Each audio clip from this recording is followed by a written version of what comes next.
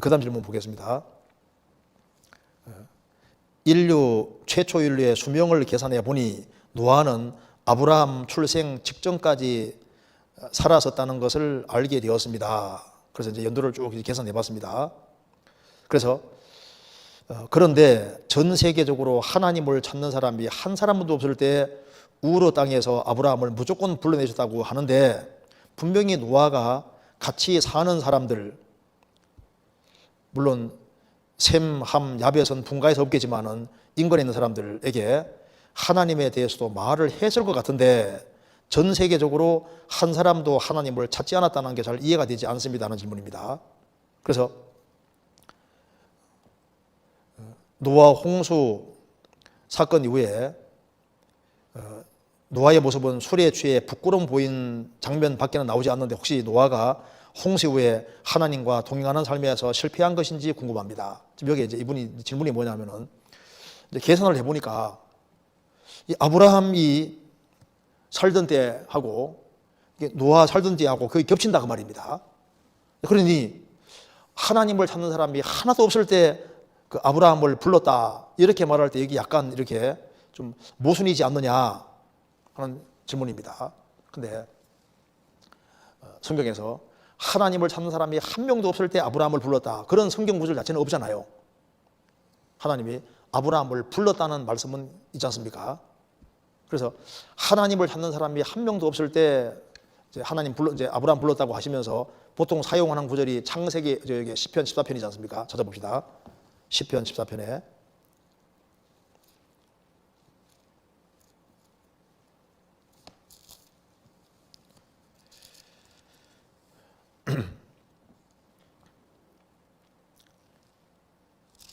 1절에 어리석은 자는 그 마음에 이르기를 하나님이 없다 하도다. 저희는 부패하고 소행이 가정하여 선을 행한 자가 없도다.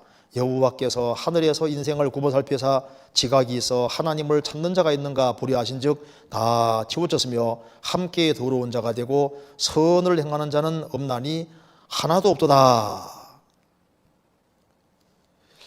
여호와께서 하늘에서 인생을 굽어 살피사 하나님을 찾는 자가 있는가 보니까 다 치우쳤고 함께 더러운 자가 되고 선을 행하는 자는 한 명도 없다.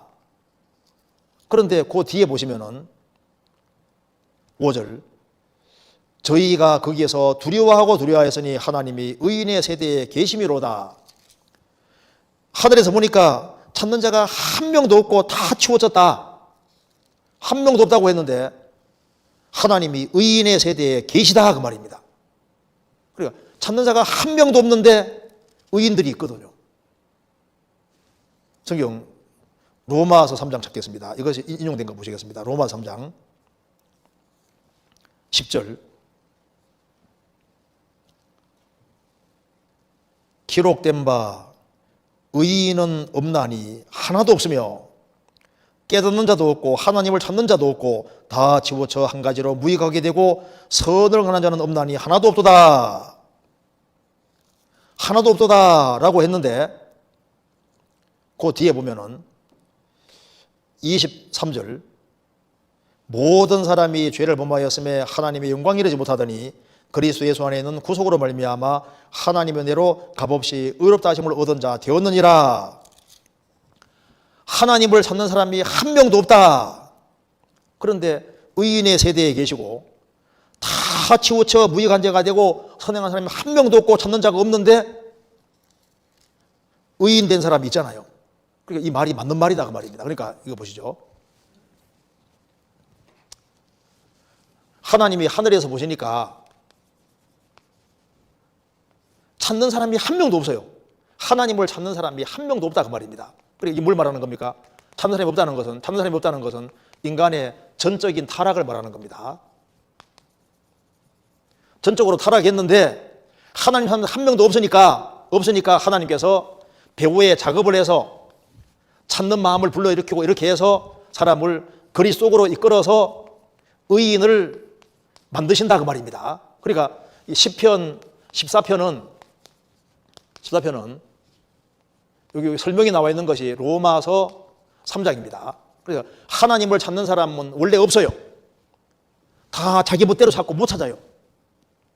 이제 그러니까 하나님이 성령이 배후에 작업하시고 역사하셔서 이제 마음을 불러일으켜서 그리스도 연결돼서 의인이 되게 만드시고 의인의 세대에 계시는 거니까 하나님을 찾는 사람은 한 명도 없다. 이건 모든 시대에 적용되는 말이다 그 말입니다. 어느 시대에나 하나님을 정말 안 찾으니까 스스로 찾을 수가 없어요.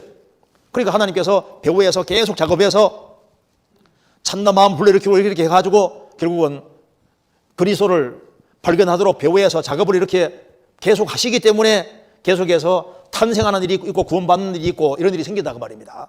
그랬을 때 인간의 전적인 타락을 말하고 하나님을 등지고 살던 시대를 비교해 봤을 때 어느 시대가 제일 캄캄하고 암흑한 시대냐 했을 때 시편 14편에 하나님 찾는 사람이 없다고 했을 때 이 구절을 적용하기 제일 좋은 시대가 종교적으로 정말 암흑기에 있는 시대라고 할 수 있는 시대가 어느 시대입니까? 바로 바벨탑 사건 이후에 아브라함 불러낼 때 그때 그 구절을 적용하기가 제일 적절하니 그렇게 적용하는 거예요. 무슨 말 이해되세요? 그러니까 어느 시대에나 시편 14편은 항상 적용이 되는 구절이라고요. 하늘에서 보시니까 지각이 찾는 자가 있는가 보신 적 없다 그 말입니다. 없는데 하나님은 내버려 두지 아니하시고 배후에서 계속 작업을 해가지고 그렇게 해서 의인들이 계속 생기게 만들어 가신 거예요. 그러니까 찾는 사람이 없다는 말도 맞고 의인이 있다는 말도 맞는 겁니다. 그러니까 이 창세기 12장 이 시대도 마찬가지인 겁니다. 그러니까 이 말에 모순이 없고 그래서 이게 시편 14편을 적용을 시킬 때 가장 적절한 시기로 바벨탑 시대에 그걸 적용시켜서 얘기를 할 때 뭐 큰 무리수가 없다고 생각이 듭니다.